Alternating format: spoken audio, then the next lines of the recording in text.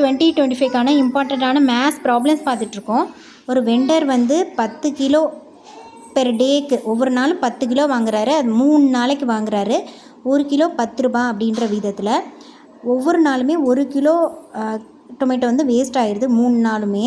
அடுத்து மீதி இருக்க 4 நாள், அதாவது ஒரு வாரத்தில் மீதி 4 நாள் இருக்கும்ல, ஸோ அந்த மீதி இருக்க 4 நாளும் 15 ரூபாய்க்கு தக்காளி 15 கிலோ தக்காளி வாங்குறாரு. 4 நாளுமே ஒவ்வொரு நாளும் 15 கிலோ 15 கிலோ 15 கிலோ 15 கிலோன்னு வாங்கி 1 கிலோ எவ்வளோக்குன்னு வாங்குறாருன்னா 8 ரூபாய்க்கு வாங்குறாரு.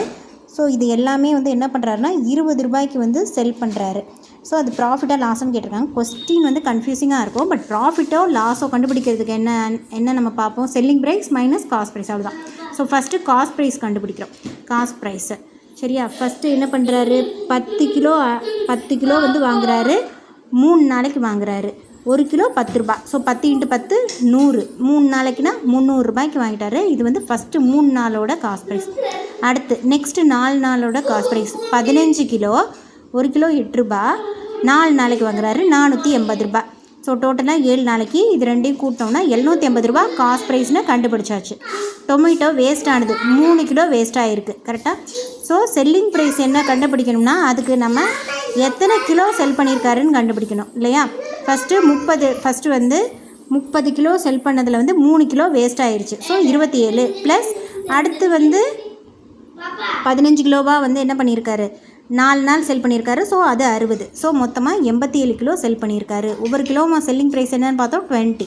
ஸோ டோட்டல் 1740 ரூபாய்க்கு செல் பண்ணியிருக்காரு. ஸோ ப்ராஃபிட்னா selling price minus cost price answer வந்துடும், அவ்வளோதான். அடுத்து எலக்ட்ரீஷியன் பைஸ் டிவி 12,000 ரூபாய்க்கு வாங்குறாரு, ஃப்ரிட்ஜ் 11,000 ரூபாய்க்கு வாங்குறாரு.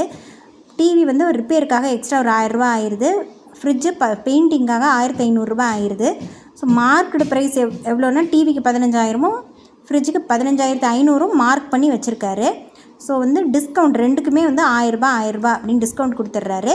ஸோ நம்ம என்ன கண்டுபிடிக்க போகிறோம்னா செல்லிங் அவருக்கு ப்ராஃபிட்டாக லாஸாக எவ்வளோ அப்படின்ட்டு. ஸோ ஃபஸ்ட்டு காஸ்ட் ப்ரைஸ் கண்டுபிடிக்க போகிறோம். காஸ்ட் ப்ரைஸ் 12,000 ரூபாய்க்கு ஃபஸ்ட்டு டிவிக்கு ஒரு காலம், ஃப்ரிட்ஜுக்கு ஒரு காலம் போட்டாச்சு. டிவி 12,000 ரூபாய்க்கு வாங்குறாரு, ரிப்பேருக்கு வேறு 1000 ரூபா செலவு பண்ணுறாரு. ஸோ 13,000 ரூபா ஆயிடுது காஸ்ட் ப்ரைஸே. அதே மாதிரி தான் இது 11,000 + 1,500 12,500 ரூபா ஆயிடுது. ஸோ இதில் மார்க்கெட் ப்ரைஸ் 15,000 மார்க் பண்ணியிருக்காரு. அதில் 1000 ரூபா டிஸ்கவுண்ட் கொடுத்துட்டாரா. ஸோ அப்போ விற்கிறது எவ்வளோக்கு தான் செல்லிங் ப்ரைஸ் விற்பார், 14,000 ரூபாய்க்கு தான் விற்கிறாரு. ஏன்னா 15,000ன்னு சொல்லி 1000 ரூபா டிஸ்கவுண்ட் கொடுத்துட்டாங்கன்னா 14,000 ரூபாய்க்கு தான் ஆப்வியஸ்லி செல்லாகும்.